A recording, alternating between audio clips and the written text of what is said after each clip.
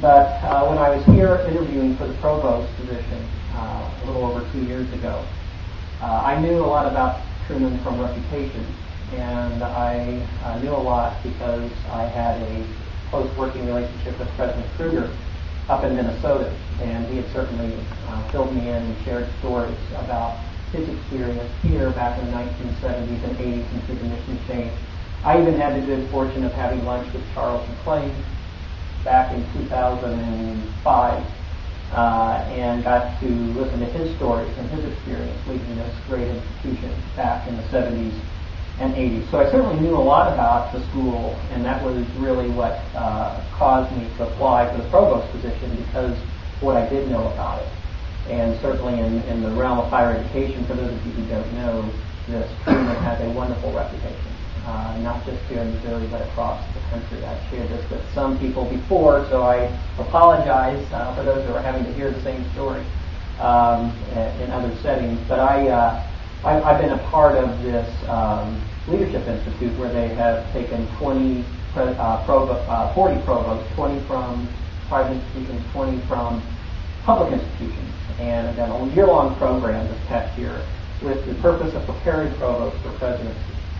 And the first time we all gathered together in Washington, D.C. this past summer, we went around the room and introduced ourselves and mentioned the institution that we were coming from. I was the last one to introduce myself. And when I did, and I said the school I was from, there was an audible "ah." And many of the provosts came up afterwards, Truman State University. Now that is a good school. You certainly see this reflected in rankings and the like, but our peer institutions recognize that Truman has distinguished itself. And when I came here for my interview, the thing that I took away from it and what really sold me on this place, the quality of the students.